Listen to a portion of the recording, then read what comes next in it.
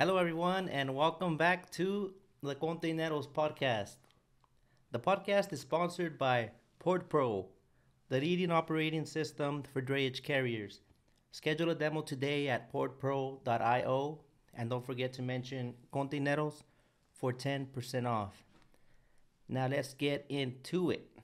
My guest today is Douglas Hendrix, like Jimmy, Just like Jimmy. aka Dougie Fresh. Welcome. Appreciate it. Thanks for having me. My pleasure. Tell us a little more about yourself. All right. Well, my name's Doug Hendrix. Everybody know me on Instagram as Compton Dougie Fresh. I've had my Class A since I was 18 years old. 33, 34 now.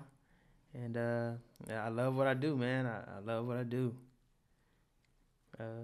Let's go. You love what you do. That's it, Jack. Man, so what was childhood like? Like, how'd you end up in trucking? Like, anybody inspired you in particular? Okay, yeah. For me, childhood, I love trucks. Growing up, my dad was a truck driver. He pulled bottom dumps. He had a 2-axle KW. We used to go to all the truck shows. He used to race his truck, actually. Back in the day, him and a guy named Parker used to go head to head. Some of the old school truck drivers might know who that is. My dad's CB handle was rubber duck. And he hauled coke out of the ports, and he hauled dirt during the day and coke at night. And on the weekends, we would polish his truck. That was the highlight of my weekend, polishing his KW and helping him wash it. And I tried to get my Class A before I got my regular license. So that's how bad I wanted to drive a truck. And then I went and got my license when I was 18. And his insurance wouldn't cover me. I was too young, had no experience. So I ended up getting a regular job. And I ended up pulling cases at warehouses, different warehouses and stuff. And then ended up bumping heads one day with the managers. And by this time, I was a little older, about 25. And I was like, man, screw this. I'm getting into a truck. And been downhill from there. Uphill. Uphill. That's right. That's right. Shit don't roll downhill. That's what it looks like. You're going up, Yeah, up, and away. Yeah. So you're obviously in trucking now, but you're in like a different category. There's different categories, right? There's like Right. there's bobtail box trucks, Right. there's hot shot and flatbed, all this good stuff, right? Yeah. But you do what I am, to my understanding, is called hot shot. Yeah. So what But I with am, cars. I'm a HOTSHOT car hauler. Okay. Yes. So why car hauling? So it's actually interesting how I got into car hauling. A good friend of mine, Andre, he owns Elite Auto Transit, and me and him was sitting on my front porch one day, and a dually drove down the street, and I looked at the dually and I smiled, and I got ready to turn my head to Andre and look at Andre, and when I looked at Andre, Andre was already looking at me. I said, "You ever see when those trucks had a trailer on the back and they hauling cars?" And he had the craziest look on his face, like, "Yeah, that's what I was about to ask you." Oh. And I was like, "Man, I want to buy one of those. I want to haul cars on it." He's like, "Man, I've already been looking, and that's what I want to do." And sure enough, we talked about it for about an hour that day, and he said he's gonna go buy one. That same following Monday, I had an interview at Golden State Foods, McDonald's distribution center. I took the interview, got the job there. He went and bought a truck. So to this day, he has 9 big rigs. He has 9 units altogether. Sorry about that. He has a couple big rigs, and then I started working at McDonald's distribution center, and that's where it parted. And I was like, damn, I had a quick dream, and I walked away from it. So Okay. By the distribution center, you mean like the GSF trucks? yes, They go and restock and all that? for the McDonald's stores. Okay, Yeah. okay. I get it. Yep. Okay. I did about 5 years with them. With that gig. Mm-hmm. And the whole time Before you I went still and bought wanted my to own do truck. that, or?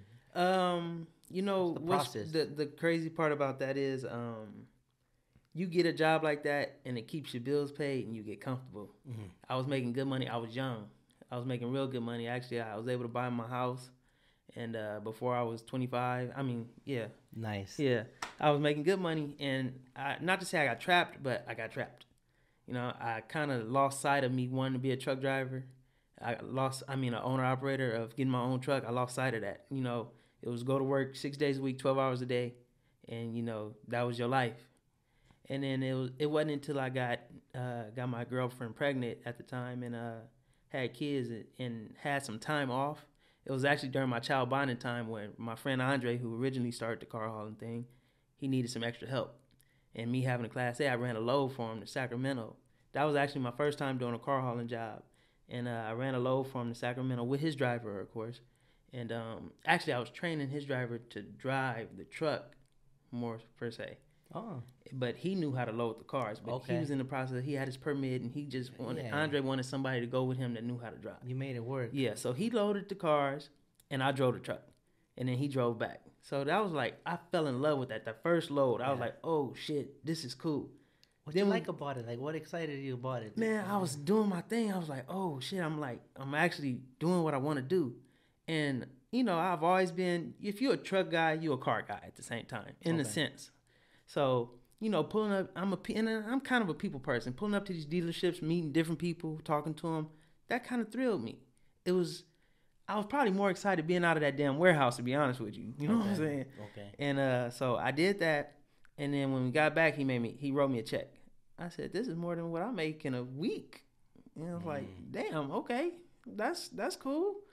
So I was like, man, I went back to work kind of arrogant, kind of cocky. I went back to McDonald's like, man, screw this. I don't want to be here. I had an attitude all the time. And, you know, needless to say, management was picking up on it, you know. So I ended up butting heads with management. And I was like, screw this. I asked Andre straight up. I said, hey, man, if I come work from you, will you teach me the ropes and help me get my own truck? Andre told me straight up. He said, hey, give me a year.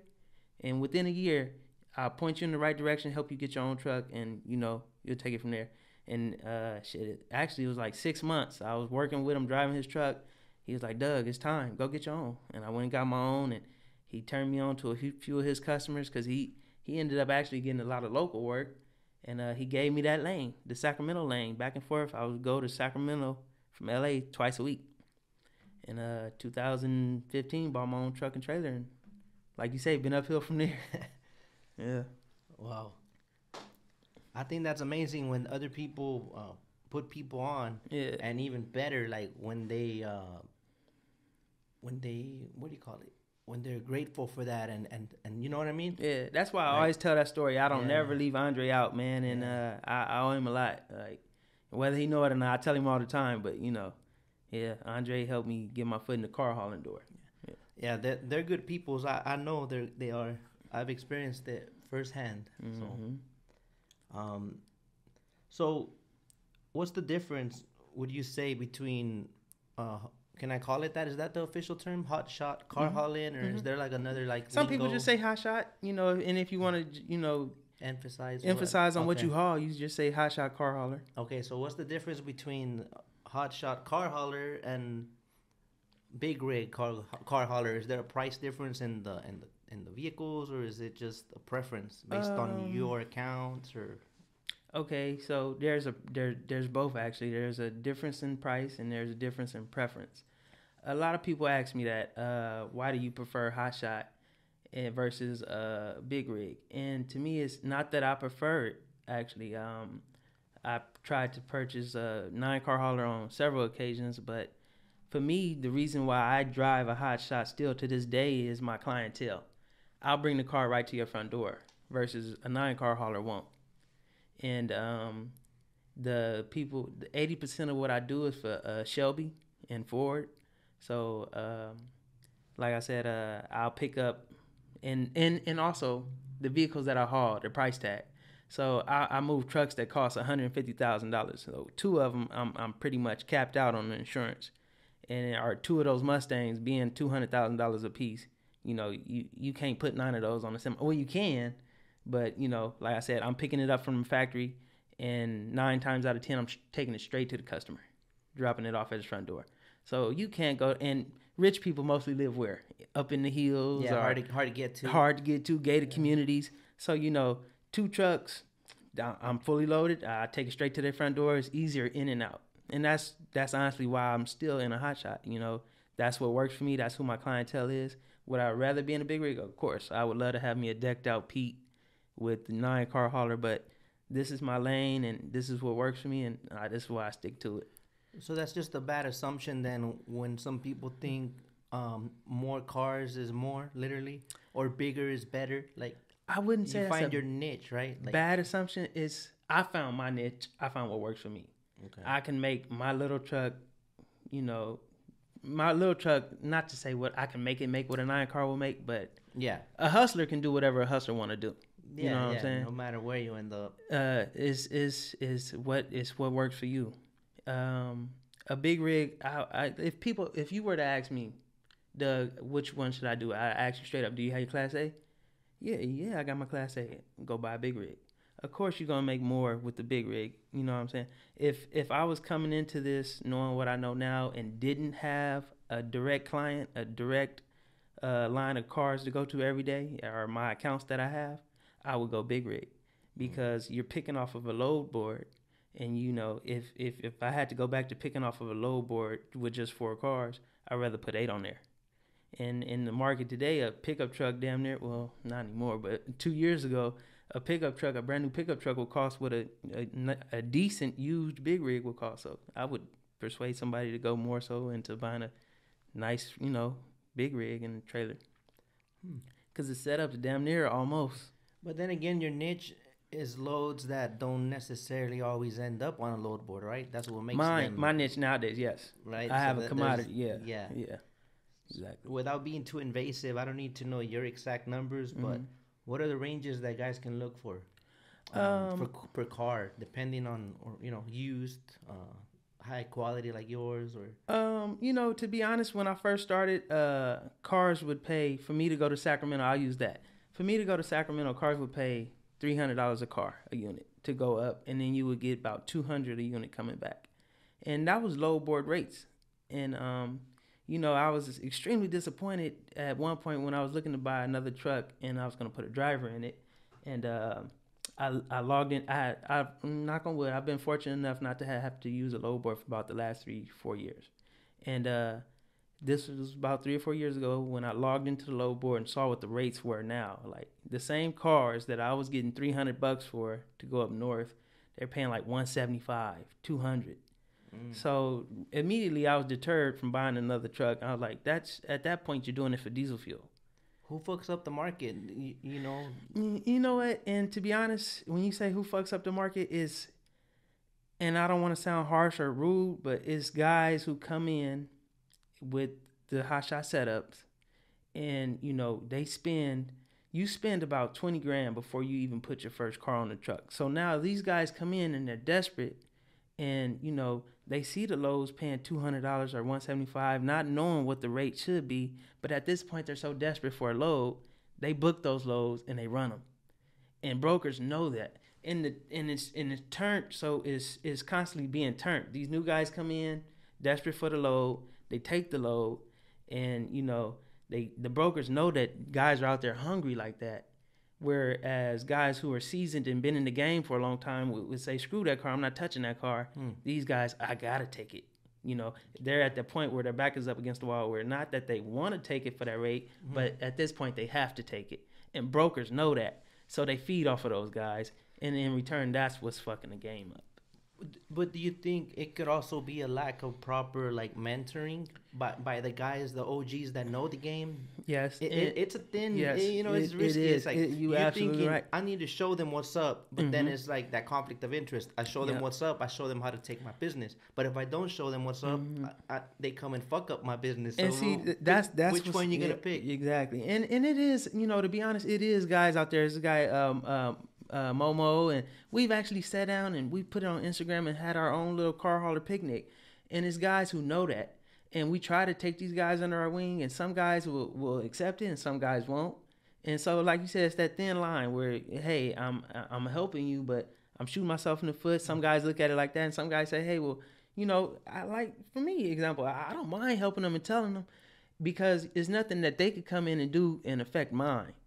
So I tell them straight up, you know, leave that cheap shit alone. But then when you tell them, and sometimes when you be too honest with somebody, you come off as you hating, Are you a hater? Or you don't want me to do this? No, I'm just giving you the brutally honest truth. This is what it is. Leave that shit alone.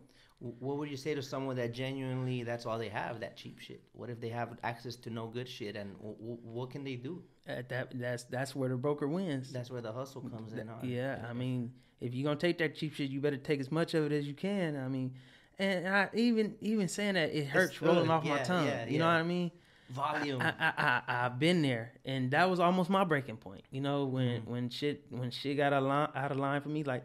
The startup cost is so much, right? So everything that I had saved up from working those long days and nights at McDonald's, I blew through it so fast that was scary for me. You know what I mean? And Andre was only able to do so much for me. Like, he would load me up, and I would use the load boards to get myself back. And there was times where, you know, I got a 4-car trailer and only got one on there, not paying nothing. You know, it's like one hand wasn't washing the other, so... You know, then okay, I done been in it for a year, and the lighter duty stuff don't hold up like a big rig does. Leaf springs and bearings and all that on the trailers. Okay. You go through that shit so fast on that raggedy ass 5 freeway, and you get out there and get to breaking shit and not making no money. On top of that, it's enough to make you cry. It'll make a grown man cry. But so you take it serious now or always to know your costs then? Because does that mean your costs have to be slightly higher because there's a lot of wear and tear at a faster pace than a big rig would be? Or okay, so there's 2 answers to that question. I do take it serious now to where my cost is, but for a new guy coming into the game, he don't really have no choice. He has to take what's available until he builds his clientele. Now, someone in the game, been in the game, who have their clients. At that point, you've done built a relationship with your client, and the client knows your worth, and seeing that you're there when you say you're gonna be there, you pick up when you say you're gonna pick up. That's when you come to the table with bargaining. You can negotiate your rates better, and you know, if they ask you to go somewhere that you don't normally go to, that's out of your range, you can come to the table with, you know, ammo, saying, hey, well, this is what I need for this job, and you know I'm capable of doing it, so come on and cut the check. Yeah, like knowing your operating costs, it gives you that confidence to ask for what you're worth, right? Exactly. Or more. Exactly. You know, would you say that the business is a little cutthroat, or all of them are, in your opinion? It's definitely cutthroat. It's definitely cutthroat. You definitely got guys who say, if I were to call you up and you had a HOTSHOT set up and I send you to my main client, I've had the client call me and say, hey, they've doubled back, or they left a business card at the job site, and you know, this guy is trying to cut in. So yeah, it's definitely cutthroat. And then, you know, that I kind of think that's with anything, but that circles back to just a man trying to survive. I mean, you gotta love and hate it at the same time.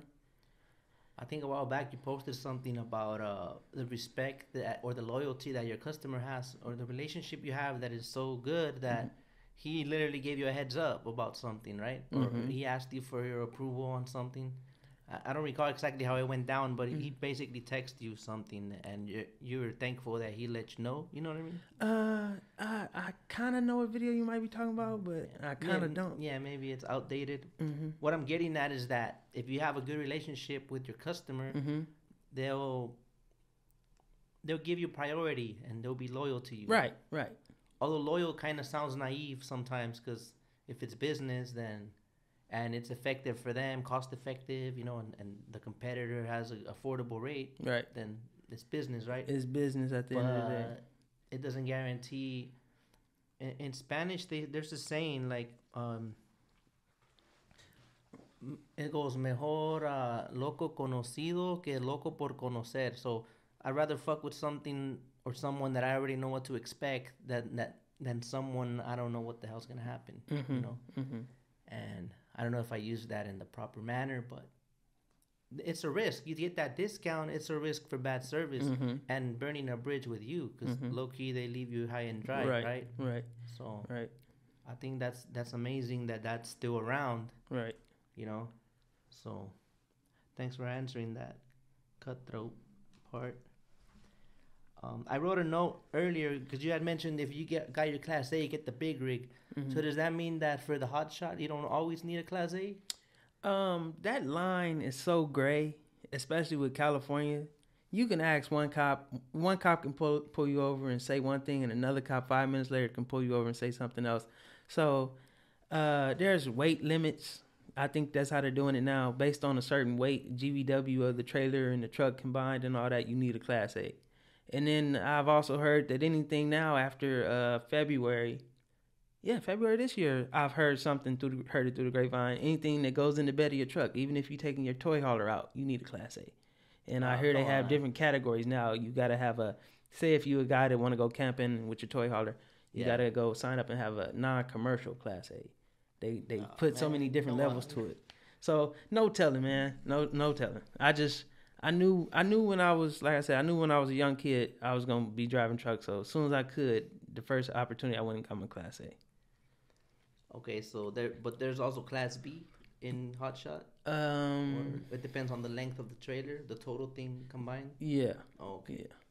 And someone was curious if you guys go through scales. I think the answer is yes. Yes. Right? Yes. Okay. Did you use that? You guys could also use the transponders for the like a pre-pass. Pre-pass, yeah. Everything a normal Class A holder or a big rig holder has to deal with and go through, we do too. Whether guys believe it or not or abide by it or not, at the end of the day, we do. How do you deal with like? You don't have a sleeper. Captain Obvious over here. Mm-hmm. Right, right. Do you factor in the cost of lodging to your trips depending on where you're going? Absolutely. If a customer requests me to do something where I know I would have to lay over, of course, that's going to change the cost. Say now, circling back to the new guy, or when I was new, if I didn't have a choice and it paid what it paid and I had to go a little further than what I normally would, my original truck, people weren't allowed to sit on the back seat. No, I wouldn't take passengers anyway. It was a cabin chassis setup. I had an air mattress that would that was built for inside of cars, and I went and got the back of the truck DOT certified to make it a sleeper. So I had to gut the back seats out, frame it, and put a mattress back there. That's a thing. Yeah, you can get your truck DOT certified as a sleeper. The oh wow, polyglass. Take the door jambs out, take the glass out. And it's like not polyglass, fiberglass or whatever it's called. You just remove the glass and it's certified as a sleeper.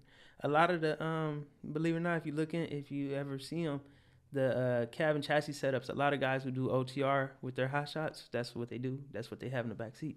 So those the ones I've seen on IG, the memes where they make the memes out of the big ass sleeper. Yeah. Okay. Yeah.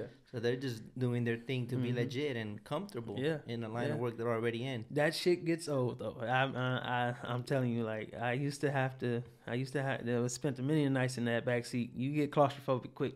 Yeah, you think so? Yeah. You got any weird stories? Anybody creeping up to your vehicle or? Nah, I haven't had.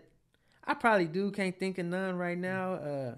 The craziest shit I probably seen is probably waking up to a damn deer standing next to my truck, scared the shit out of me. Oh, okay. Yeah, I was coming out of Oregon. Was it Oregon? Yeah, I was coming out of Oregon, the top part of Oregon. Couldn't hold the wheel no more. Found me a nice little wide spot. It wasn't the rest area, just a nice wide spot.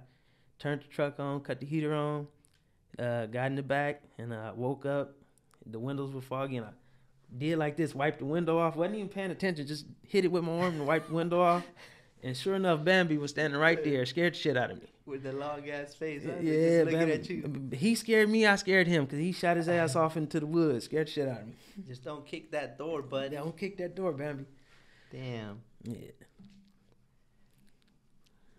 I'm looking right here at Hendrix. Oh yeah, Hendrix. Like Jimmy. I gotta ask, is there an affiliation or? Actually, yeah. That's a stupid question. Nah. Probably get annoyed. People ask me that all the time. Any relation? And come to find out, yeah, we are related. Wow. And we found out a crazy way. One of my cousins actually, when he was graduating high school, he had to do a senior project or whatever it was called, and his was on Ancestry. So he went on. This was years ago. He went on that website, Ancestry.com. Okay. And come to find out, he found out running through that website that we are actually related. to Jimi Hendrix. Our How name did they ties in. test it or what? Like, I don't know what he did, how he did it. I just when we was at a family picnic one day, he told us all, and you know he verified it, and yeah, we are related. So that's interesting. my dad and older uncles always told us we were, but you know he actually went and had it verified. How did you feel? It was interesting. I mean, not to take no backlash from anybody, but I never really followed Jimmy like that. Yeah. Afterwards, finding out about him, I did and heard a few of his songs, but you know that was never really my genre.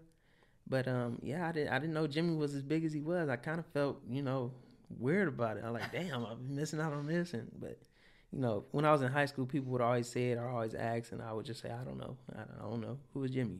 And I'm like, damn, now I'm like, that was a slap in the face. But yeah, after finding out, I got a little more interested in him, listened to some of his music. What's your favorite song? I don't know a single song, I'll be honest. I just know the name, and I know he was a superstar. But I'm in the same boat with you. Actually, the one I like, I don't even know the name of it. I just know it when I hear it. You know the tune? Yeah, I know the tune. All right. Yeah. I got another question.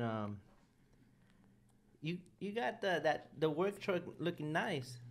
Are those what are those wheels? 26s, 24s? They're 24s, but I keep them clean. Is that a write-off? Is that a write-off? Actually, yeah. My account write off everything. So just like when everybody do their taxes, they write off their wheels and tires. I wrote them off too, Jack. Absolutely. Did you get any because sometimes, you know, when they donk out the cars, they end up with like, not that those are 30s, but I'm just saying based on the line of work and it's always loaded and whatnot, doesn't that have like more of a toll on your transmission or something like that, or you don't worry about that shit? It don't hurt the transmission, but it's got a major effect on my fuel tank. I think I got a hole in my fuel tank. How much more did you notice a difference? Shit. I went from 9 to 6. 9 to 6 what? 9 miles per gallon to 6, like 6.6. Yeah, it got bad. When I had the exact same truck twice, actually. I put them on my first truck, and I ran them for about 3 months, and I took them off and sold them. I missed the look. I put them back on that same truck about a year later, took them off and sold them. This time, I put them on a new truck. It has a 10-speed transmission. It's not as bad on fuel. And, you know, I don't really notice it with dragging or nothing. So these have been on for a while now, and these might stay. Yeah, these might stay, at least until it come time to buy some new rubber. Then they might come off. But for right now, I like them. It's not killing me that bad on fuel. But how much a month would you say you spend on fuel? Obviously it depends how far you go, but yeah, you must have an average, right? Yeah. So I run back and forth to Vegas. Vegas is my main route right now, and I spend about $250 to get there, and about so let's say about $350 round trip. So $700 a week if I do it twice a week, give or take. I would say that's not bad. Nah, not when you got a guy that's going to the fuel station putting $700 on one trip. You know what I mean? Just you know, on a big rig, but. Yeah, it cost me. If I leave here, you know, I did. Let me think. I did it yesterday. I filled up right there on Long Beach Boulevard. I put $200 in it. That's not a fill up. That's just to get me to Vegas. $200 got me to Vegas. I filled the truck up in Vegas. It costs $280. Now that $280 brought me back from Vegas to Compton.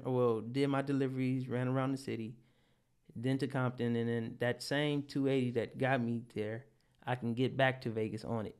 But by the time I get back to Vegas, I'll be empty. And reap the reward of the lower fuel on that end. Yes. Yeah. Yes. What was I going to ask? Damn, lost my train of thought. Good thing I got notes. Right. Okay. We're on that topic of the write-off and all that. I've heard some people use it as the personal vehicle as well. Is there a way that people can, you know, register it a certain way to where they get the most benefit from that vehicle? Like, I'm pretty sure there is. I don't. You keep it for work only. It's registered in my company name, It's every all the numbers on it are to the company, all the registrations to the company, it's insured under the company. Especially when I had a cabin chassis set up, it never unhooked from the trailer. The only time I'll use that truck for personal is when I'm pulling the toy hauler or we taking the razors out to go to Glamis or something. That's when I'll use it. But even then, still like I'm still pulling my well, now my dad has a dually. He'll pull the toy hauler and I'll pull my same truck and trailer, just pull the razors on it. So it's always still kind of under load and get dedicated to the work. I don't really use it for personal. If I could ask, does that throw you off as far as like running your numbers for your business? You know what I mean, or just don't do it too much. I don't really do it. I don't really do it. It wouldn't really affect me if I was to do it. Back when I was running IFTA and everything and all that, it kind of would. Mm-hmm. But like I said, I don't do it too often. I know guys that do. And if you were to ask a guy, like say people who ask me how to get into the business, and I'll say, why do you want to do a hot shot versus a big rig? Well, because when I'm not working, I can use my truck. Mm-hmm. I've never been that guy. To me, that's my work truck. It's strictly business. Yeah. I mean, because I look at it like this: if I unhook that truck from that trailer and I'm out driving around in it, not saying I don't, because I do. But if I'm out driving around in it bullshitting and somebody run into me, T-bone me, I'm out of work. I can't go to work. And everybody know what kind of economy we living in right now. It's a shortage on everything. You can't go to the lot and buy that truck right now. You're looking at 6 to 8 months on getting another one. So, and that's how I've always treated it. You know what I mean? And so I try not to use it for personal use. And, you know, that's kind of what I stick to. I got an F-150. Mm-hmm. It'll do pretty much whatever that one will, you know, as far as personal. Mm-hmm. And, you know, like I said, unless I'm camping or going riding or something, that truck stays hooked to that trailer and it stays at the yard. Are you familiar with corporate credit and all that good stuff? Or oh, yeah. Would you like to share with us how someone starting can build up a credit? Because I'm sure at first most of them got their life savings and they just buy a truck. But that's exactly. At what point do you make it kind of work in your favor? That's exactly what I did. And you know, you blow through it all. So I was in business probably for about a year or two before I transitioned everything to corporate. I LLC my business and got a DUNS number and did everything under. I came out the gate with the what is it? Tax ID number, the EIN number, mm-hmm. But I never like applied it to get credit and all that. So it took me getting into the game, like you said, circling back to talking to people who've been into it and mm-hmm. old school guys to, you know, building the corporate credit. But that's definitely what I recommend people do out the gate. You know, is it true what they say? Like getting the fuel card is like one of the first steps to get there. Yeah, getting a fuel card. And now I've actually never had one. I was always buying my fuel cash, and you know. So how did you get your credit then? Actually, I got approved. I co-signed for my company on my second truck, I believe it was.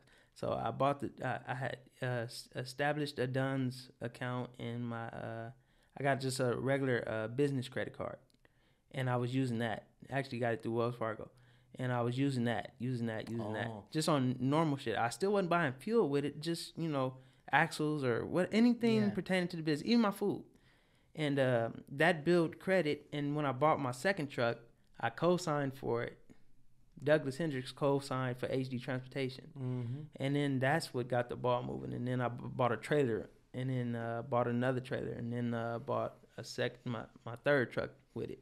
So where it stands and what I'm able to buy right now, I have no idea. I hope it's good, but that was my process. Your track record will probably validate that you are good for more. Right. But so it's safe to say that an accurate assumption would be you had a good credit though prior to going in, because if your company doesn't have credit, they go based on the owner's credit. Yes. So that helped you get that business card. Exactly. Yes. Okay. Yes. What's you know some more details on DUNS numbers? Because I've heard of them, but I thought you couldn't get them right away. Or I think you established a kind of like a. I was lucky enough to have a full-time student. Like not to say never had a job, but all she did was just in the books, like trying to be a paralegal and all that. and she took me under her wing. At the time, she was like my sister, and she did everything and helped me set all that up. So I was just in the truck, and she was the behind the scenes doing all that. So What is it though, Dunn's? Dunn's why is do you like need it? Dunn's is basically Dunn and Bradstreet. From my understanding, I could be wrong. Don't quote me on nothing that I'm about to say. She just told me that this is what you use to start your business credit. Now, I believe you can also use just your tax ID number. That's your business social security number. That's what I thought. Yeah. So you take that and you apply it to Dun and Bradstreet. But like I said, I could be saying all this ass backwards. She did it. She did my homework. Yeah. So all I know is that it's a good thing. I don't know why, but it's one of those things like, you got it. She told me you gotta have it. Yeah. You this is what you want to have. So that's what I did. It kind of sounds like you mean business, like you legit. Yeah. Kind of like the resemblance of that certified blue check. Right. You know what I mean? Right. Yeah. But in trucking. Right. I'm definitely gonna look into that a little more because I'm interested. Like, why? There's so much stuff, man. Like, yeah. I'm sure Dunn's was the last shit on your mind, like trucking. Like, right. What the fuck is Dunn's? Right. You know. My main priority was trying to keep that bitch loaded. That's it. And we talked about fuel, but I forgot to ask. Did you added an additional tank? Yes. Did you? Yes. So from the get go, or when did you see that it was a hassle, or what was the deal? Basically when I bought my own truck, I wanted to mirror Andre's setup. So he had an additional fuel. Everything he had, it was convenient. Cause like I said, I drove for him for about 6 months. So everything that truck had on it, I knew I had to have on mine. So when I bought mine out the gate, I spent like 20 before I even loaded it. As soon as I bought the truck, my first truck. I bought it in Peoria, Arizona. On my way in, I stopped in San Bernardino. They put the tank on it, and they did. Yeah, I stopped in Arizona. You had it lined up. I had everything lined up. I stopped in San Bernardino. A guy named Jake at Aero Tanks. Mm-hmm. He threw the tank on there, and I just been going back to him ever since. And that's just like my go-to. As soon as I buy a truck, first thing I do, airbags in the fuel tank. Airbags. Yeah. It helps with the ride, huh? Yes. And then even though otherwise you'd be like sagging. Yeah. Mm-hmm. Even though the why are some of them gutted? Like they don't have a bed. It's a weight issue. The cab and chassis kind of come like that. It's up to the whoever buys the truck if they want to doll it up and put a bed on it. Oh, okay. Some guys just take it and go straight to work. My cab and chassis, I had a nap high bed on it. Once I got rid of that truck, I went to the 450 because they go a lot faster. They detuned the cab and chassis. So even though the horsepower is there, they won't let it kill itself. So basically, if I'm going to Vegas and pulling the Baker grade, that truck won't get out of its own way. Versus 450, it's all the power that it comes from the factory with. You got access to it. Is that good or bad? I kind of got lost there. It's good for an owner operator. It's bad for a guy with drivers. But so basically, cab and chassis, the ones you're talking about that don't have the bed on the back, yeah, they're detuned. They detuned. Okay. They reduce like the got power. Like a governor or some shit. Yeah, they reduce the power and they have a bigger rear end. They have a much bigger rear end. So when you hit a hill, even though the truck says it has such and such horsepower, it's not gonna be its full potential, especially when pulling a hill. Well, I know the F550 didn't. I don't know about Dodges, but yeah, my truck didn't. It was detuned. Taking shots at Dodge, huh? Sort of. Jab. But yeah, they were detuned. So that's kind of why I went with a truck with a bed on an F450 because it had its full power, full potential. And then you know what you're messing with, so you're obviously gonna keep an eye on everything. Right. Okay. Learn something new every day. Anybody ever stolen your fuel? I've never had that problem. Blessed. Yeah. What would you say is the most frequently asked question that you know? What do you get a lot of? Like, hey man, hey Kenny, I got a Chevy 2500. I got a Dodge 2500. How can I start hauling cars? Okay. That's the most frequently asked question. And how do you respond? In the beginning, I would give a lot of these people the time of day, but not to sound mean or nothing like that. I when I see those messages, I kind of scroll past them unless I'm just like have the time. And I hate to scroll past it because I was that guy. You know what I mean? But in the beginning, I would help them out a lot. But I would just tell them straight up, you need to to get straight to the point. The first thing you need to do is go get your license. That's how I answer that question. First thing you need to do is go get your license. And then if the guy is adamant, you could tell if somebody just want to be nosy or if somebody's really adamant about it. He keeps asking questions. So those guys, I kind of give a little more time a day. I'd be like, well, what are you looking to do? Do you really want to do this? Or no, I just want to haul 1 or 2 on the weekend. I'm not giving you the time of day. That's not how this works. This is not that kind of job. Yeah, you can do whatever you want in your spare time, but if you want to make a career out of this, and those guys, you can wing them out from the group. You can tell those kind of guys. Those are guys I kind of try to help. You know what I mean? Like, look, if you're going to do this, the first thing you need to do is get your Class A. You can't do this with no regular pickup truck. I'm going to tell you that right now. And then I start giving them the answers they want and the information they're looking for. Tell them straight up, if you're trying to do this with a single wheel pickup truck, yes, you can do it, but no, that's not what you're trying to do. You need to go get you a dually, and, you need to go get you the right equipment, and then, take the ball from there. Go get your company name, go get your authority, do all that first. And then, we go from there. How do you feel about that? Like, do you see value? Is there ever value given back in exchange? Or not that you do it in exchange for anything, but does there come a time where you get tired, where you genuinely want to help everyone, but maybe you can't? And like, how does that work? I've had that. Anybody ever talk shit, give you attitude? Oh, yeah, absolutely. I've had, man, I could tell you so many stories about people. I've had people quit their job that I was working with, get into it, fumble, and I get cursed out. I get, why the fuck you didn't tell me it was like this? Why you made it look all good, all glamorous on Instagram? This shit sucks. They don't pay. These lows don't pay. Car hauling ain't shit. It ain't. I didn't tell you it was. You assumed. And then I've had people come up to me at truck stops. Hey, man, I'm doing this because I seen you doing it. And we never met in person, but I bought this truck because I seen you years ago, and I was interested in it. And, man, I'm doing good, man. This is my 3rd truck. I've had them stories, too. And they didn't ask you shit? Didn't ask me shit. Or just, just little comments or something here and there. Or, you know what I'm saying? And it's both. It goes both ways. Yeah. And, like, it all depends at the end of the day on the hustler and that person. I think the misconception is that they assume, it gets kind of... how would I say it? Basically, you kind of got to cut it at, like, the water's over there, and that's where you're going to go drink. Mm-hmm.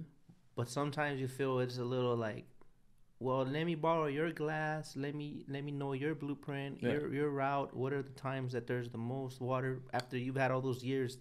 Yeah. You know what I mean? I like the way you put that. I like the way you put that. But it's over there. But if and that's how I do it sometimes. Yeah, the water over there, and you could go drink it. And if I see him over there drinking the water, and he's really drinking the water, and he like the way that water tastes, I'm gonna go help him. I'm gonna go put some ice in his water. Mm-hmm. But if I see you just splashing in the water, you don't like that water. You looking for the soda. I'm not giving you the time of day.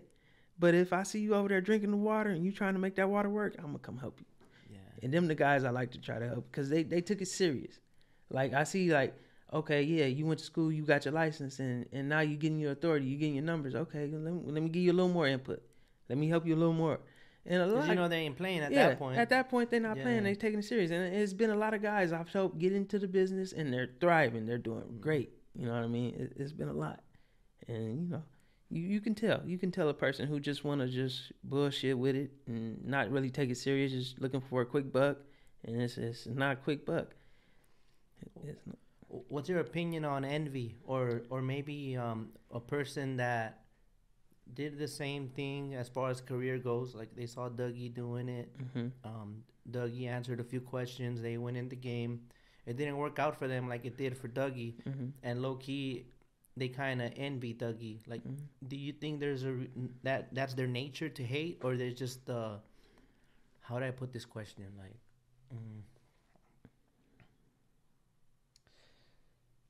is it just, how do you feel about haters, pretty much? They Had a little brain fart. You know, I had a little Sleepy Joe moment. You're right. I like turtles. I think everything, no matter what you're doing, everything gonna come with hate and envy and shit. It was a time where I was like, damn, you know, why did I take that McDonald's job and not go buy a truck when Andre did? I would sit back and look at the success Andre had, you know, and call myself being envious, but I never hated on him. I would just, it would push me to go harder. You think we confuse frustration with envy at times? Yes, absolutely. So, you know, people who I tried to help and fumbled, or people who I didn't give the time of day to, if they became haters, I don't know about it.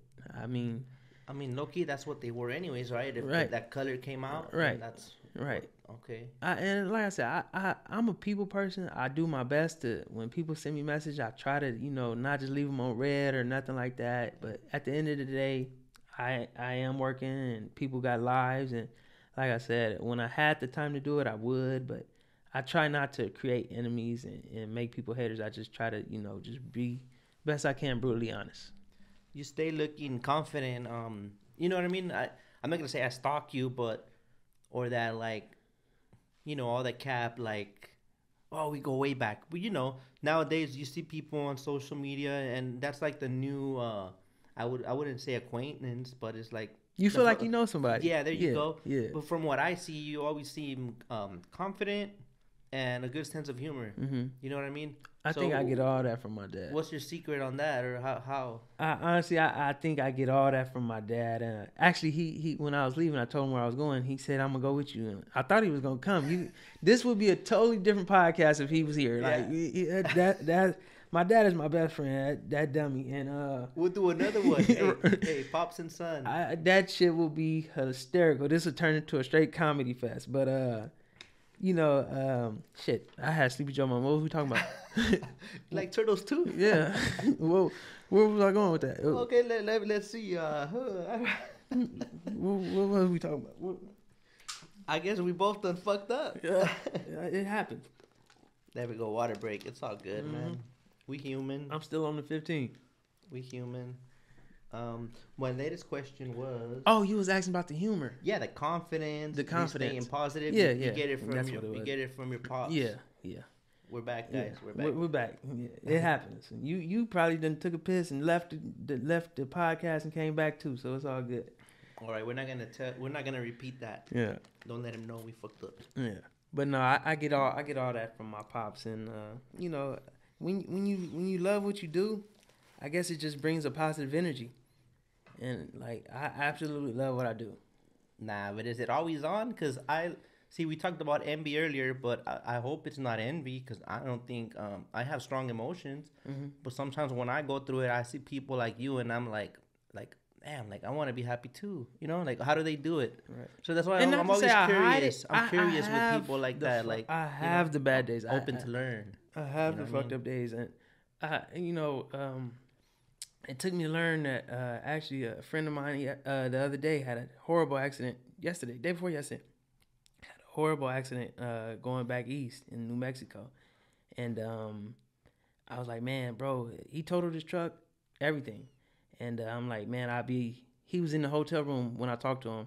I said, man, I'll still be on the 40 somewhere in the hole crying. He said, Dougie, what is crying gonna do? Crying ain't gonna do nothing. Crying over what?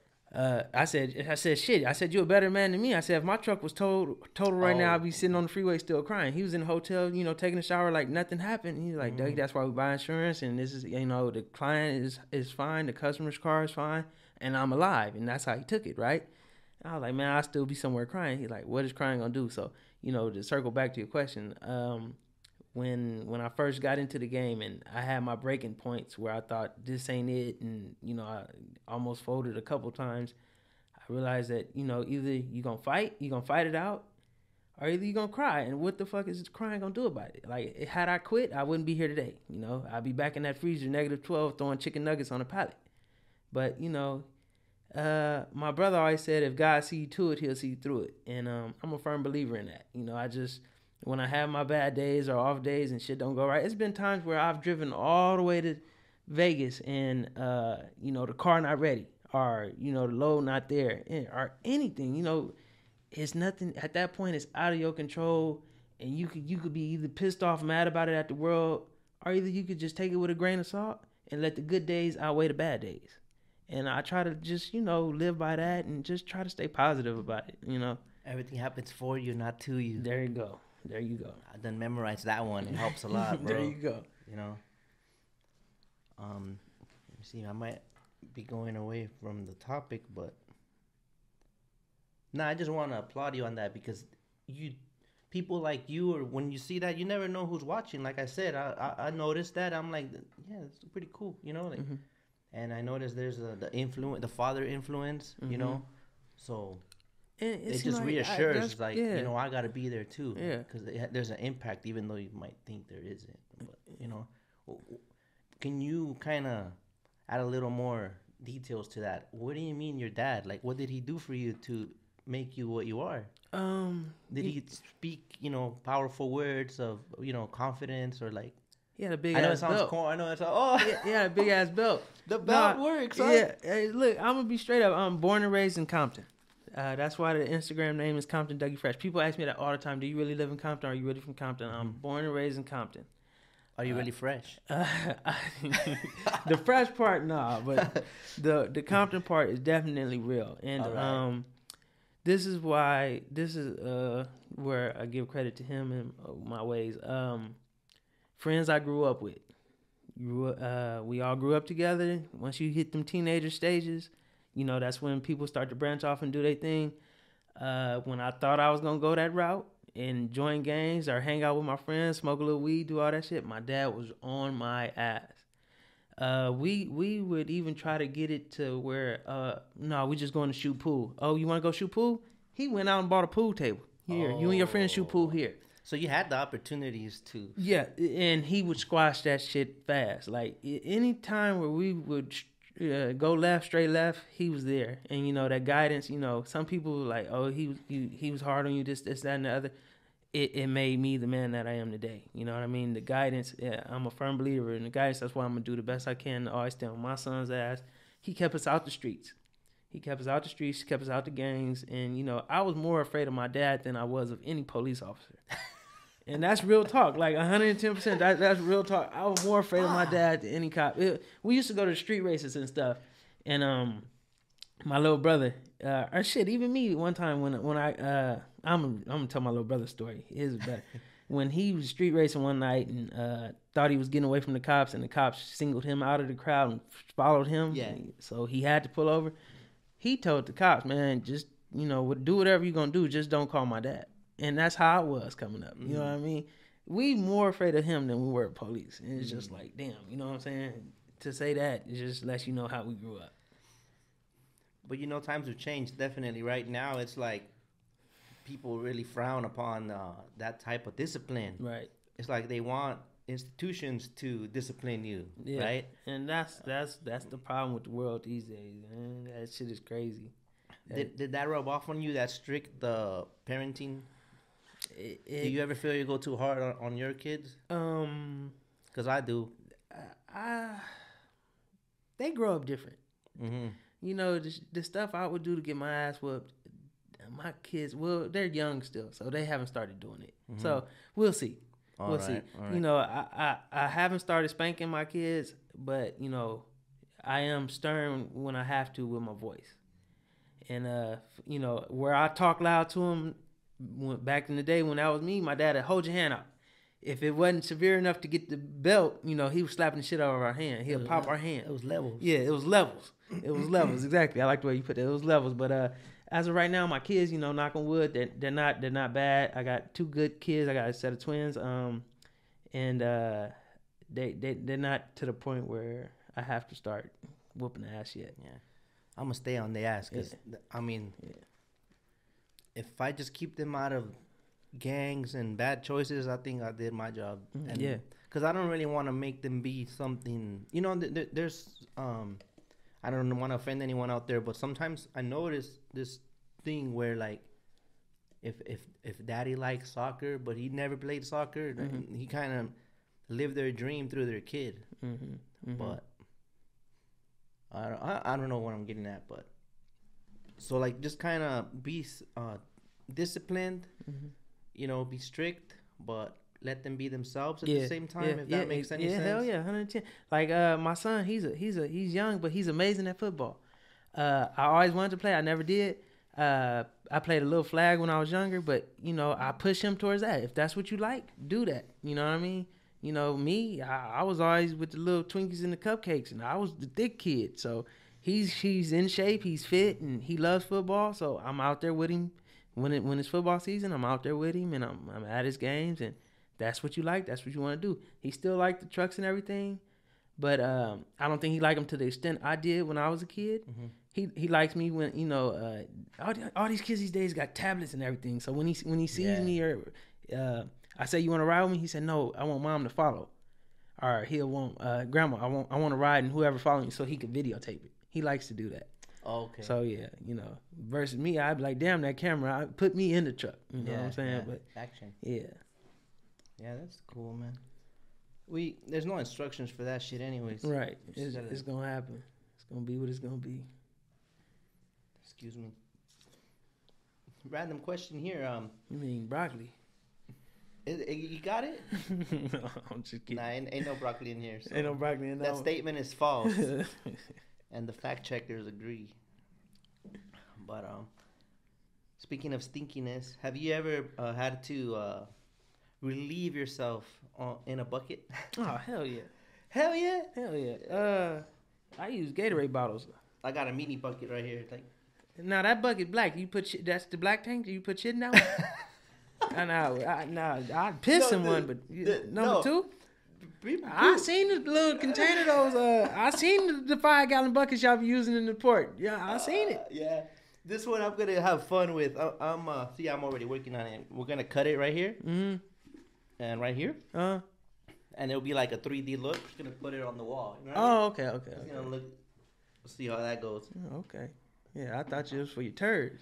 Nah, I mean, hey. No, I do 5 gallons minimum for the turd. You in a hurry, the same cup it came out of, we put it back in. Yeah. I ain't never had shit on the road. I mean, in the truck, though. Mm-hmm. But I bet if I had a sleeper in a walking room, I'd probably give it a try. You don't need walking room, bro. You need sitting down room. You need sitting down. It's sleeper. That's when that sleeper come into play. Ain't none of that, no hot shot. That's for sure.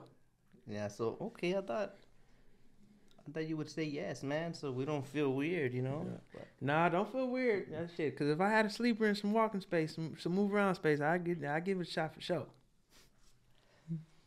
Would you say big rig car haulers look down on the HOTSHOT car haulers? Is there a little ego there, or? Yeah, and vice versa. Oh yeah, vice versa, because this kind of circles back to your original question where you say who's messing up the rate, and I kind of put all the blame on the little guy. It's a lot of hotshot guys that believe the big rigs are the ones who messing up the rate because they haul more. They will take those cars for $200 a piece because they can put more on there, versus guys who are hauling less or 4 or 5 at a time look for the ones that pay $300 and $350, and won't touch the ones that pay $200. So it goes back and forth. And, the big rig guys say, hey, you guys are screwing it up. And, well, I don't know why they say it, but, yeah, it's frowned upon both ways. The hotshot guys look at the big rig guys and frown at them because they moving more for less.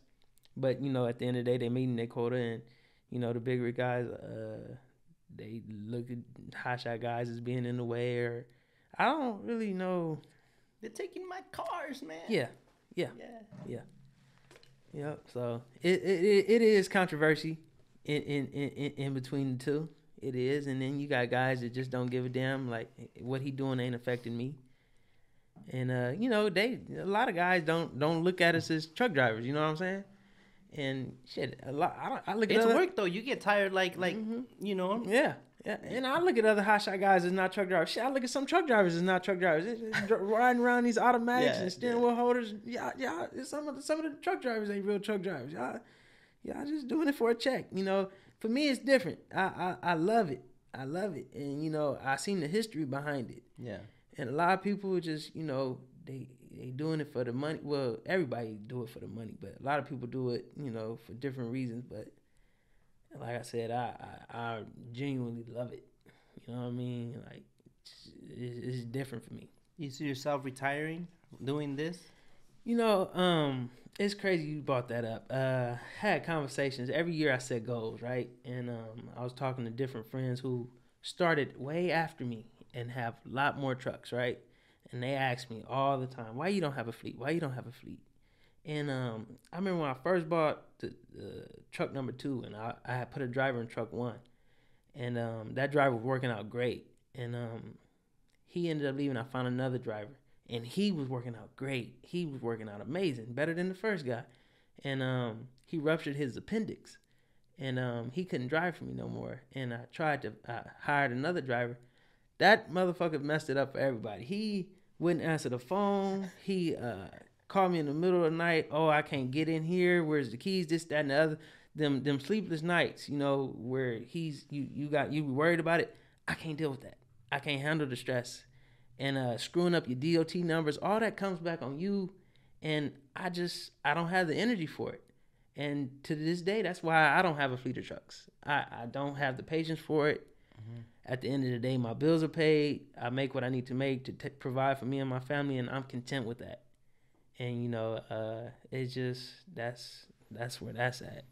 Do you stick strictly to that? Because some people, they like to, you know, tap into other little hustles, you know, like some people, they sell merch, they gamble, Speaking of merch, man, I got some merch for you, Jack. Shit. Yeah, I forgot to give you this. As soon as you said merch, yeah, man, this for you, Jack. I'm gonna show it off. I'm gonna have to show off my bald ass spot, but hey, all you guys close your eyes for a little bit, okay? Are you missing some? You missing a little something? Oh man, you all right, man? You good, Jack? Woo! We putting on this hat, courtesy of Transportation. HD Transportation. He forgot who he was podcasting with. Y'all see how he do me? He forgot who he was talking to. What up, guys? Let's do it. Yeah, that look good on you. All right. I'll be back. Put this over here. Oh, and I gotta clarify something. I'm still thinking. Dougie got y'all thinking I got that stinky broccoli breath, but I'm gonna show y'all. Don't believe that. Don't believe whatever he's showing y'all on that bottle. It smells like broccoli over here. Where does it say broccoli? Huh? What it say? Pineapple, apple, ginger, kale, cucumber. Show me the broccoli. I can't show it to you, but I can smell it. Oh, I'm just playing. Woo! You on that healthy stuff, huh? Oh man, don't get me started. I think I'm ready. I'm back, guys. How's everybody doing? Y'all miss me? Hey, man, don't get me started on that healthy shit, bro. I'm comfortable enough to talk about it now because I've turned that shit around. But god damn, I was going through some shit. Yeah, it got to the point where I'll if you guys are eating, you might want to pass for now. It got to the point where I was shitting blood, you know, damn. And it got to the point where like it wouldn't heal. Oh shit. Like you don't realize how important your health is until you're going through some shit. Right. You know what I mean? By then, and it's too late for something. No, you just be like, what the fuck am I doing wrong? Like, how you gonna tell me like I already stopped? You know, I stopped using cocaine. I stopped using meth. I stopped drinking. You know, myself to bed. I stopped all that shit, right? But that wasn't enough. Like, it's weird, bro. Like, once I quit everything, it's like I was falling apart. Like, what the fuck? You know, maybe because prior to that, I was just numb to it all. I don't know. Right. Here goes the broccoli. But how did we get here? Oh, yeah, because you made a comment about health, right? Yeah. So, yeah, I switched it up. It's like my third week. I'm vegetarian. No shit. Damn. Now, I'm about to try to start losing some weight, but I ain't going vegan. I can't even say the shit. No, I'm not going to the rabbit food. No, BB. And you go into the rabbit tendencies and other aspects, huh? But fuck the diet. No, trust me. If you went through the pain I went through, you'd be loving the vegetarian diet. I'm glad you got through it and you good. And I'm not gonna say I'm gonna do it forever, but it does feel good, like getting your shit in order. I drink more water than I ever did. Mm-hmm. I drink more water. I eat more veggies, more salads, more fruits, Mm-hmm. and there's not a guilt trip after you eat. Like you Right. could stuff, you know, you could eat man. You could, what do you call it? Fill yourself up, and then Clean. like an hour later, it's like you're not bloated. Mhm. It's this natural energy coming in. That's what's So what was going on? It was throughout the years of trucking, I put a toll on my body as well. right. Sometimes I gotta use the restroom, you know, relieve myself. You know, I was gonna keep it professional, but sometimes you gotta take a shit. Mm-hmm. You know, and sometimes you can. You're gonna lose your spot. There's not always a time to do it. You gotta hold it, and all that shit's unhealthy for you. Mm-hmm. Or sometimes you know you have a chance, so you forced yourself to do it. Mm-hmm. So it's like it's not a natural moment Right, either right, way, right, before or right. after. Or don't drink water, all these energy drinks, you don't sleep well. Mm-hmm. All you eat is fucking burgers, Mm-hmm. you know? That trucking, and a lot of people don't realize that trucking can take a toll on your health. You hauling, you kicking ass. You wake up, you sleep 2 hours, fucking Monster, Red Bull for breakfast, Mm-hmm. occasionally, you know? Mm-hmm. Then you're hustling, you're going hard, and then there's no time to stop sometimes. So you save that meal for last. So now Mhm. it's like 2 a.m. You get that Carlos Bullshit. Jr. Mhm. burger, go to straight sleep. to sleep. Yep.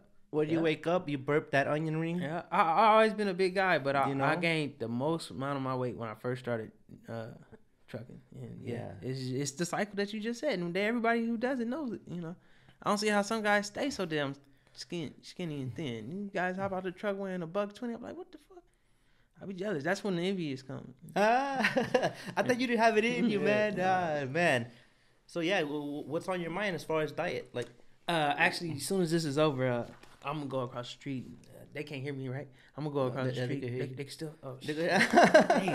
As soon as this is over, I'm going across the street to get some pizza. So yeah, with sausage on it, so you can't have none. You can take the sausage off and eat cheese, but you cutting down on carbs too, right? So you can't keep even, all the sausage you if want. they got some rabbit food, I'm gonna send some back across the street. Some I already salad. got me some rabbit food. Oh, It's in well, there. yeah. We'll talk about that diet shit later. No, honestly, in all honesty, Hey, health is wealth, bro. When you realize you it, absolutely you right. know. I tinkered around with the keto before, so I might get back on that. Yeah. Yeah. I fucked with that too. I lost like 30 pounds, Yeah. but I was constipated as fuck. When I did it You before, know. I lost weight with it. I was never constipated. I never got constipated with it. Yeah, but that was the one diet that was easy for me to do and worked. You know what I mean? It actually worked out for me pretty good. So I might start back with that one. My girl's on it. Oh, okay. Yeah. Yep. And you could take the keto recipes, I would say, but just twist them your way and be Mhm. vegetarian still. So See, there you go back to the man. no. I respect your diet. I'm just saying, like I was thinking out loud, I guess. Like, Oh, okay. you know what I mean? Because it's hard when there's different. What I'm getting at is it's hard when there's different diets in the household, Right. and they, you know, like you feel left out sometimes. But you know what I mean? Yeah.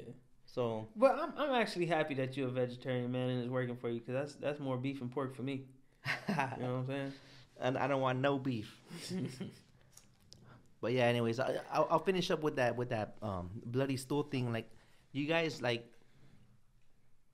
I don't know, I don't want to preach, but health is literally wealth. Like, that shit. There's people that have died. Did you know? They get a blood infection because there's literally feces making contact with your bloodstream. You know what I mean? So you get a blood infection and it's out of control. You're gone. That's You know deep. what I mean? That's deep.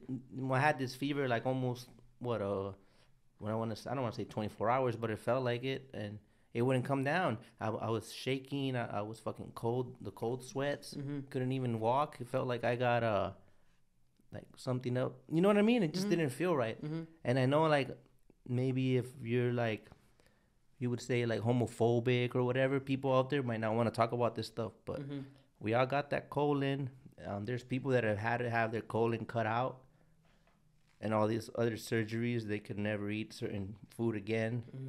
So I figured, like, I'm just saying, once I changed my diet, it went away. That's what I'm getting at. Right.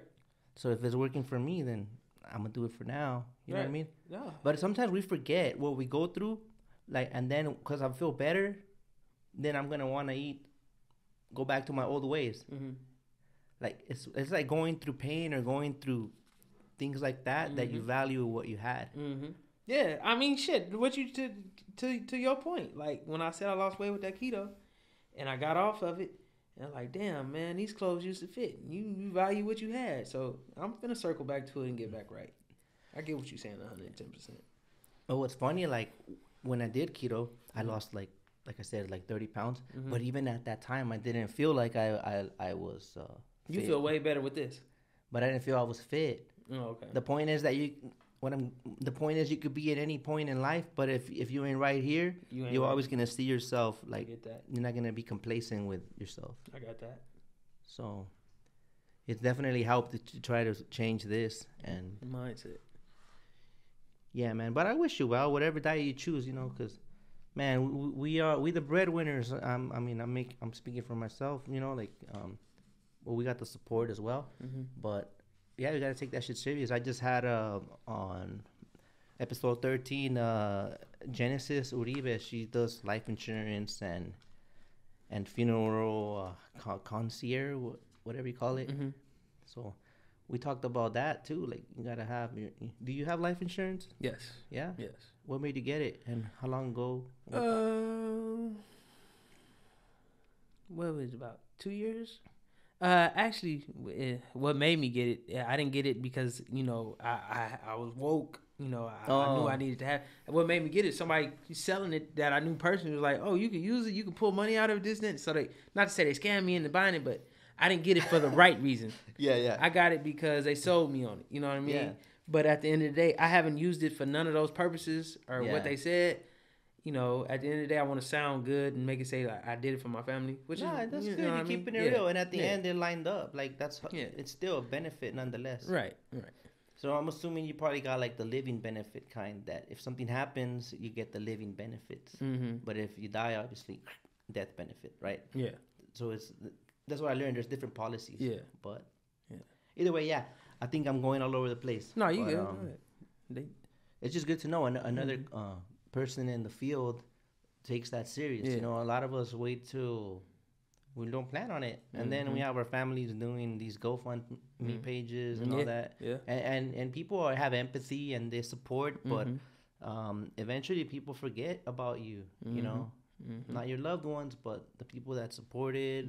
You know what I mean? Yeah. So I think it's the ultimate. Responsibility to continue looking after them beyond. Yeah, you know. Yeah. So, all right, we got. Let's see, we're about almost done with the list, and we'll freestyle it from here. I'm getting a little better, you know. She used to panic me. I mean, I'm already on number 14, so there's gotta be some improvement. I would hope, you know. Yeah. Shit, I hate to have to load 14 cars and still wouldn't know how to drive them, you know? Right? No. Every day is a new day. I'm joking. Like, hey, when you load them cars, it's like day one. I ain't gonna say like day one, but you gotta give it your full attention and detail and all that. Yeah. What that reminded me, loading. Yeah, like I said earlier, God's disciple. Carlos. That's my guy. Carlos. That motherfucker don't sleep. Jose. That motherfucker don't sleep. Man, there was a time that I didn't have my truck broke down, and then momentarily, immediately, like I said, that's why I said I know firsthand that they're good people. They helped me out right away. He offered me a chance at car hauling, and I tried it a while, and I didn't think I lasted more than a month, to be honest. But I was thankful for that opportunity. I mean, I got paid training. I would roll with Carlos. You know, I never knew that. Yeah, it was just so short-lived. You know, eventually the port always wins. You know, and calls me back. But I was able to figure out something, and then I'm not gonna lie though, I liked car hauling. I always envisioned if it went well that I wouldn't mind a bad whip. You know, something about that combination. It just looks dope. You know, and I like how that stance. You feel like. I don't know how to. You could haul ass and you don't feel you'll flip over if that makes any sense. You know, like they're not really that.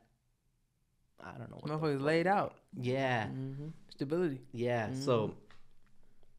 But But definitely, if it was under less pressure, I think I would have stayed the course, you know. But when it comes time, like, where did you feel like you was getting pressure when you say less pressure? What was the pressure? I was feeling the pressure that I felt like stupid, like I wasn't fast enough, you know. See, Carlos will make you feel like that because Carlos would load 9 cars in about 10 minutes, and I'll be still putting on my first 2. I got a badass story. Carlos a monster, man. No, he pulled out the savage in me. See, I like gave me that, like, when you're loading with Carlos, you're loading. You're fucking playing. Yeah.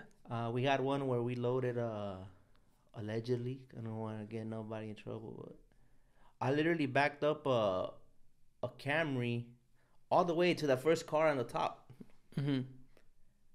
But it wouldn't start, so it got pushed. So we took flight, and I'm like, oh, what? Just go, you know. But yeah, at that point I ain't gonna stop, you know. Like, oh shit, I literally backed up uphill. You know that feeling, your first time. And backing up, I was like, what the fuck? You know, I still get that same feeling, especially when you backing one up. And when you're up there, it just feels like it feels high as fuck. End of the world. But that was exciting, you know. It's definitely it keeps your mind going. You gotta get creative sometimes. Man, those cars that don't start and you gotta figure it out. Oh man. And then you go running around looking for the keys or running around with that little battery pack. You know what? I think the worst thing they ever created was a push button start. Man, I can't tell you how many times I take, because I always had to have it, especially when I was new, taking the keys out the cars and putting them in my pocket, right? You get there to the customer, you drop the car off, damn keys still in your pocket. You get all the way back to Los Angeles, customer call you from Sacramento talking about, yeah, you got my keys. Oh, shit. I like that push button start was the worst invention ever. Whoever made that need to have their ass whooped. Man, I could tell you how many times I had to FedEx overnight some keys to a customer because I left the key in my pocket. Because, you know, you in such a hurry, you hop out the car, it's running, you turn it off, and then, you know, here, sign my paperwork, you get back in the truck, you take off. Yeah. But also being a big boy, there's sometimes I couldn't really get out, you know what I mean? Climbing out the window. You got to try baby oil and Vaseline. You serious, man? Heat up the Vaseline. You slide right out that motherfucker. Or come out the window like Deuce had it. Yeah. Yeah. One time what is that Tesla called? That the doors open up like. Oh, that X or Y. Yeah, that one was the back, all the way on the back and the top, and that shit opened. Ooh. I don't know what made it open, but we caught it. But yeah, good times. And he's like, you got it. You sent me on my own, you know? I had to figure it out. I spent 4 hours trying to load one of those shitty-ass Hondas. You know, those old-school Hondas that they got, like, fenders in the back and they covers the wheels? Okay, yeah. You couldn't get the strap over the tire. The wheelbase is so narrow, I didn't know where I was going, so I kept feeling like I was going to fall in the center. Oh, I get what you're saying. Yeah, you know? yeah, a little small car. And then it didn't help that the dealer guy, he was right there like this with his arm. He was like that looking at me. Yeah. I was like, dude, could you, like, stop staring at me? That was my pet peeve, unloading in front of a customer. Yeah. Literally, like. And I figured it out, but I was like, man, fuck this car. And even lowering it, I got to the auction place. I was trying to lower it, and I for some reason I kept ending on the downhill. I kept ending crooked. Next thing you knew, I was so crooked I couldn't fix it. Some other guy just comes, gets him, drops it. No problem. I was like, man, this ain't for me, man. I suck. It's just after you. It was not my environment, you know. Yeah, out of your element. Kind of like if we traded spots, I wonder how Carlos would feel looking for a chassis, you know. Yeah, that motherfucker be lost. But no, not Carlos. Me, I'd be lost. Carlos would figure some shit out. Right? Carlos, you man. Carlos, he the man. I see that motherfucker hop in the tractor and do tricks with it. I'm like, you know how to drive this? Carlos, man, he's a jack of all trades. He can do it all. Yeah, that motherfucker probably had a port. He'd probably hop in the goddamn crane operator thing, longshoreman, load containers his damn self. Yeah, he's a go-getter, that's for sure. Yeah, Carlos is my guy. I like him a lot. Shout out to them. We got to have them on. Yeah. So, yeah. But definitely fun times. What is one of your biggest challenges you faced, and how did you overcome it? Biggest challenges? And, like, when you say that in my field of work, or? In life, something that tested you.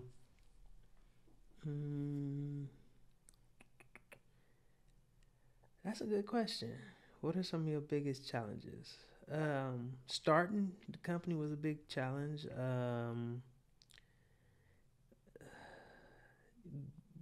Not to sound like a cliche, growing up a black male. Mm. You know what I'm saying? Why is that? You got some. Just you know, just being, especially even in this industry. When I first started, you get it from all ends. You get it from all ends. I don't know if you want to get into that, if this might be a touchy topic for some, but you know, growing up a black man, even especially when I started, like, you know, you're not supposed to be doing this. All right, you know what I mean? Doing what? Just okay, like when I first started my business, like a lot of Hispanic guys didn't want to help. Mm-hmm. You know, like they would see me, or if I was at an auction and didn't know what I was doing, and they did, I would ask them for help. They didn't want to help.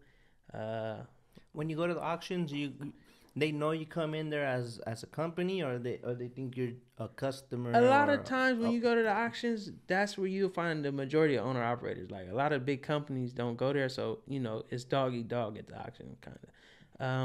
So they know you pretty much owner op.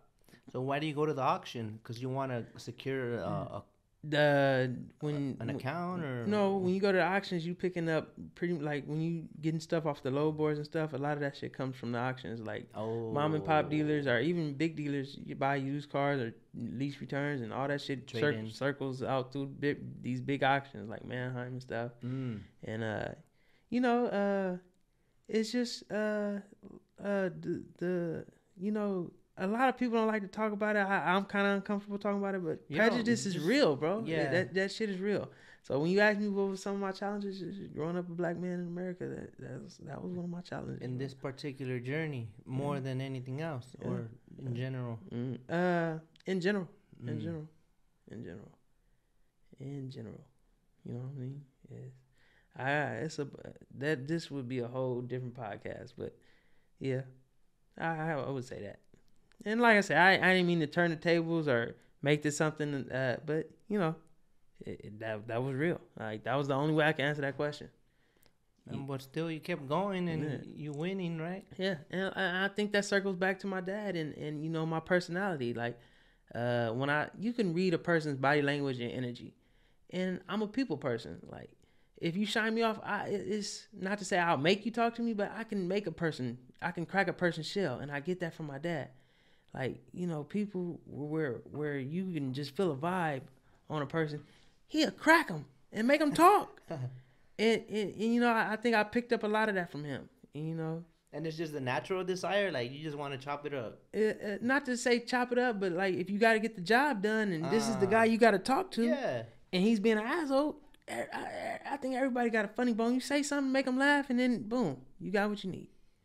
It's just awkward when they don't have the funny bone. And you get those pricks. Yeah. And then you let them know you're a prick. Hey, man, I didn't do it. You ain't got to be an asshole to me. And you talk to them like that, too. You know what I'm saying? You know, if you got an asshole. Same vibe. My dad would say, what are you going to do, whoop my ass? And then, you know, if it comes to that, then it comes to that. You know what I'm saying? If it's coming between me and providing for my family, I'm going to do what I got to do to get the job done. And I've picked that up from him. And, you know, everybody's different. Everybody had their own personality, and you know you just gotta read people and you know do what you gotta do to get shit done. Did your pops ever want you to kind of go to that side of trucking, or the? I always wanted to be under his wing. I always wanted to drive one of his trucks, but once I got the bite of the car hauling bug, once that car hauling bug bit me, I got set in my ways, and you know. He's never been curious to join on the car hauling? Hell no. I've taken him with me many times. He picked the shit up like, don't you drive trucks? Or it's like you said, it's out of his element. He has his comfort zone and I have mine. Now I've put his trucks. Oh, I'm sorry about that. Yeah, you good. I ordered pizza from across the street. They tell me it's ready. What? You did? Oh, I'm kidding with you. He'll put cars on his drop deck. I've had him bring trucks for me and help me out, or you know if he needed a load coming back, he'll do that. But as far as being an actual car hauler or buying car hauler equipment, hell no, he's not doing it. Same industry, just different. Yeah. I mean, I would love to get into his industry. I'm not opposed to it at all. It's just this is what works for me, and I'm doing what works for me, and that's it. Like my dream setup would be a nice long nose peak, decked out with either a flatbed or a reefer, any kind of trailer. I would love to get in a big rig, but this is what's providing for me. And if it's working, like it ain't broke, why fuck with it? Yeah. If it ain't broke, why fix it? You know what I mean? I got chicken lights on my trailer. You gonna see me coming? You know what I'm saying? I got the little train horn. I'm a big rig. I'm in a big rig at heart. God damn it! I put the water bottle on the cup holder and pretend I'm shifting gears. There it is. Yep. It is what it is. I had another question that, when I do this, it's because I had a question, but I forgot what it was.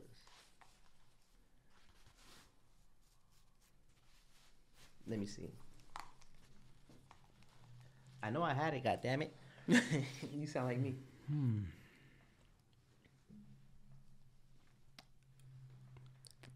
It's the broccoli. There was no broccoli. I'm telling you. The broccoli make you forget shit. It'll come. It'll come. Oh, yeah, there it is. You got any side hustles? I think I asked that, but I don't think I got an answer. Or you're just sticking strictly to this? This is my main bread and butter. This is what I do. I think I started doing when the crypto bug bit everybody. I started doing investments and got a little interested in it. I'm not gonna say I'm a trader or none of that. No, not by any means. No. I'm still trying to get my money back. Right. Side hustles. Not really for revenue. No, not really for revenue. Not at all. You all in then in the trucking game? Yeah. Right. I don't real estate invest or do none of that other shit on the side or got family heirlooms. It's all the energy goes all there. off that Ford Super Duty. That's it. All right. Yeah. That broccoli got me gassy, man. Let's see. If you could go back, to what age would you go back, and what would you change? Now, I want to answer that question in two ways. Now, I want to ask how you ask it. Now, you saying if I could go back, are you saying go back to when I started my company? What would I change? Or are you saying go back in life? Yeah, in life. You could pick any age you want to be so we're just talking about in general, about Dougie. Yeah, Dougie Fresh. I would honestly I would redo my high school years.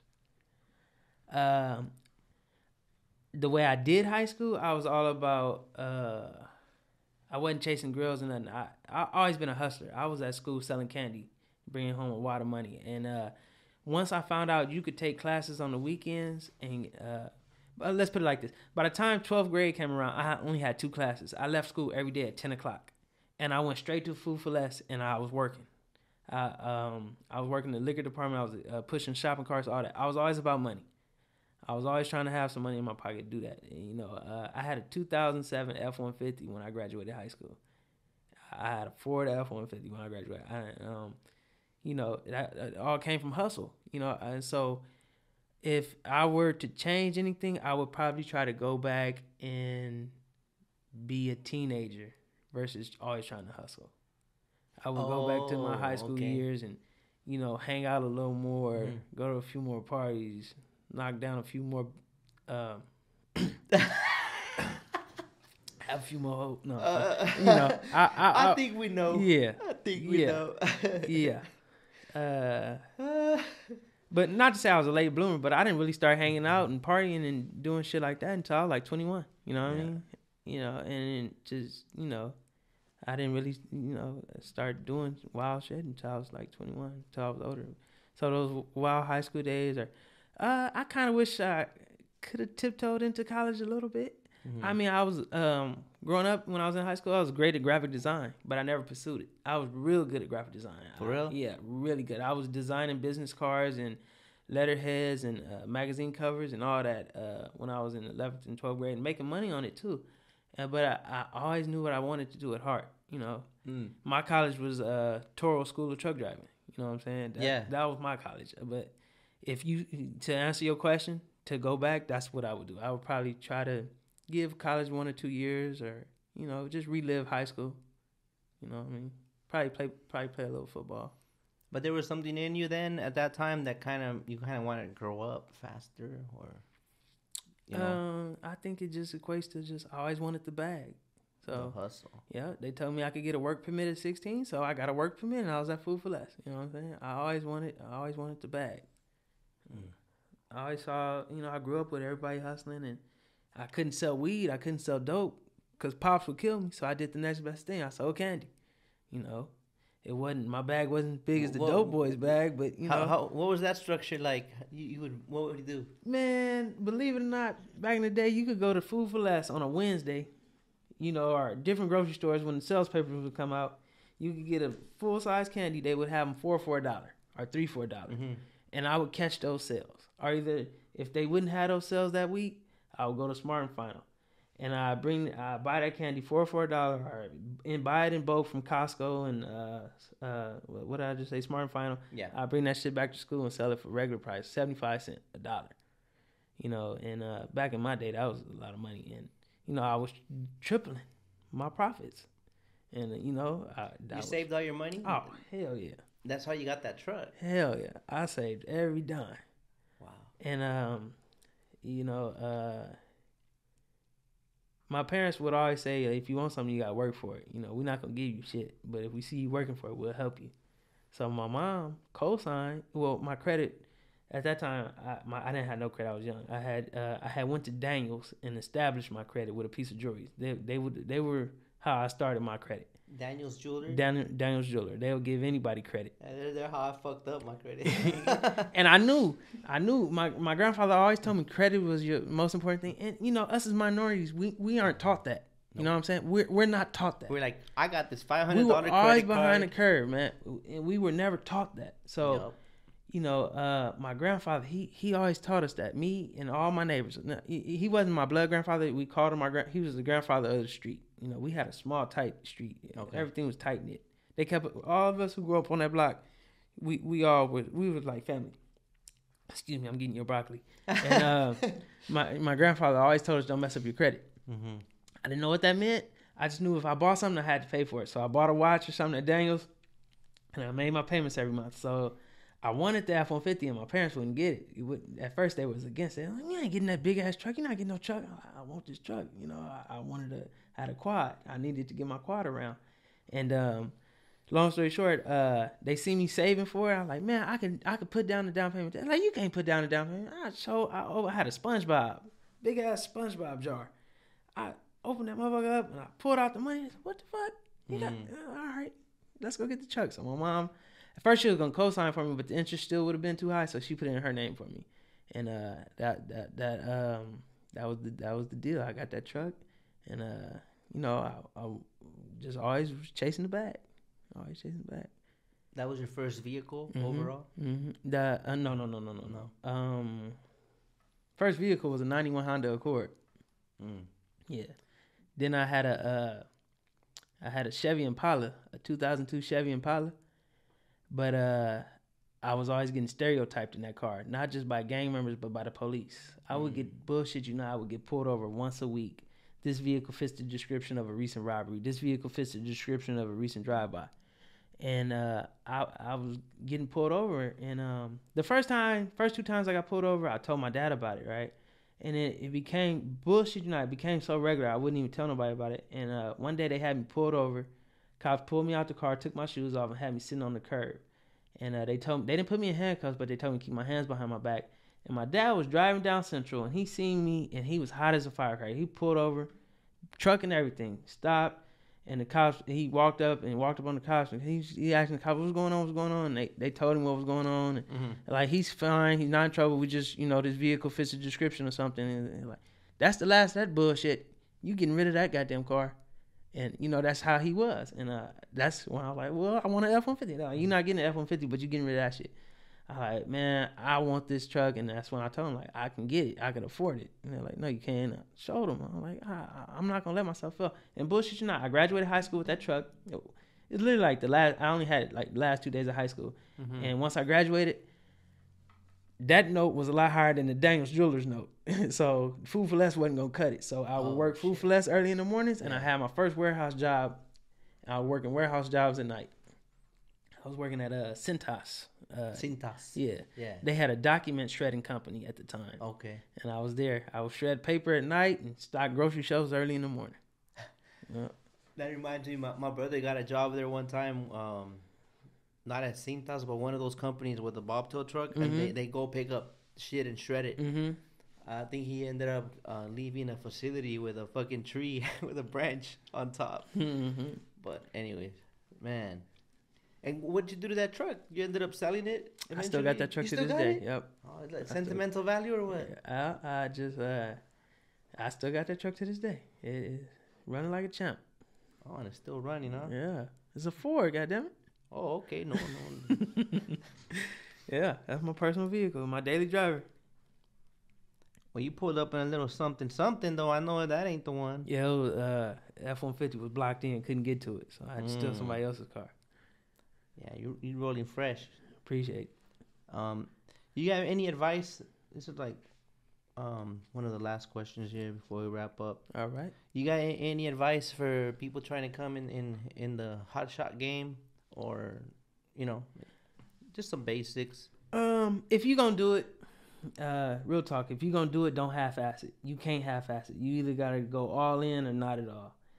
Don't come into this thinking you're gonna do it with a single, with a 2500. I can't say single wheel because you can't do it with single. Don't come in here thinking you're gonna do it on the weekends or move a couple cars for your friends here and there. If you're gonna do it, commit to it. And people look at it and think, oh, it's cool, I can do that because I know how to drive a pickup truck. It's more to it than that. It's more than just having your pickup truck and pulling a trailer. And you got to take it serious. Just if you're gonna do it, give it your all. And don't ask for help, demand it. If you're gonna take it serious, and people will help you. It's people out there that will help. Put my Instagram on this, tag me. I am for sure. And for people who are interested, say I saw the podcast and I really want to take this serious, and I'll help. I'll help.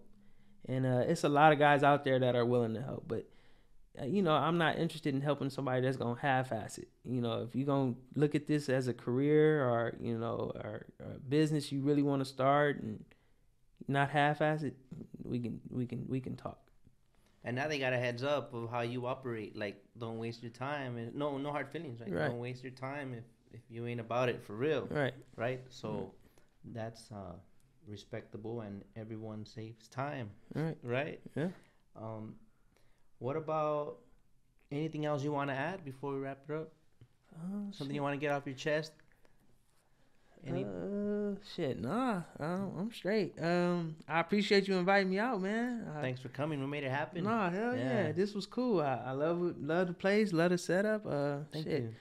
If you ever get some more car haulers in here, if you get Andre and them on the show, man, I'd love to be here. Yeah, that'd be dope. Yeah. And I'll take you on that offer when the father and son episode. Oh man, yeah, that'd be one for the books. I'm gonna show him this one after you air it and see if we could get him down here. All right. See if we could get him. That'd definitely be a whole nother can of worms, and that might be cool. I'm up for it. Man, these old school truckers, man, they different.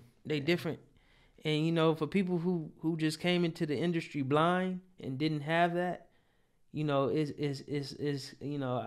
feel, not to say I feel sorry for you, but it's different. I'm blessed to have had that guidance, and I old school guys are just you learn a lot from them.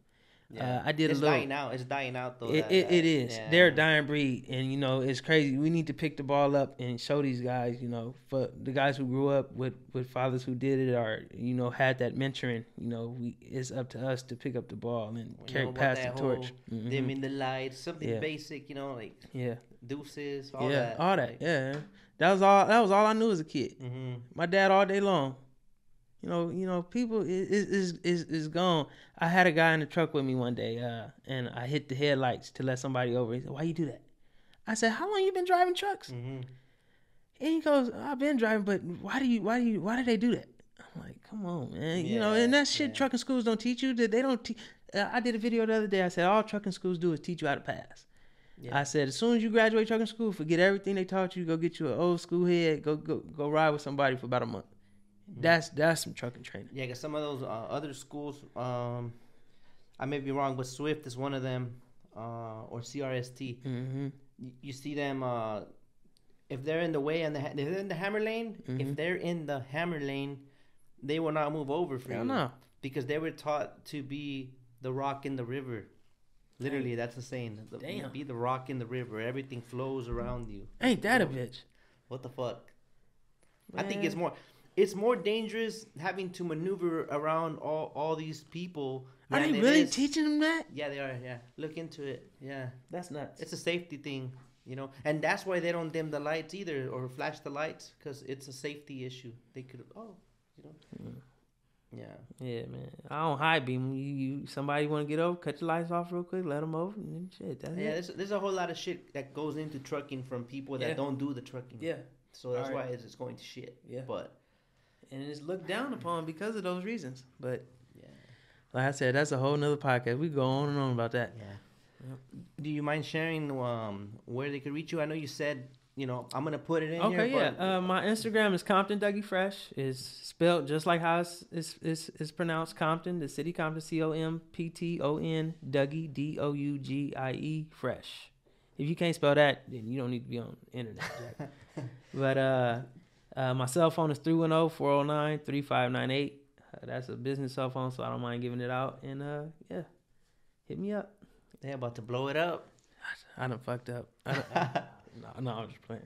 All right. Yeah, man. Hey, thank you for coming, no man. Problem, man. It was my pleasure. I appreciate it. Your time is valuable, and I appreciate you making the time to come down here and all that good stuff. No problem, man. Hopefully, we put in work, and on my end, we'll make this sound nice. You know what I'm saying? Cool. And I'll send you the link when it's ready and all that good stuff. And thank you guys for tuning in, and catch you next time on the next one. All right. Have a good night or day wherever you are. Yeah. Peace.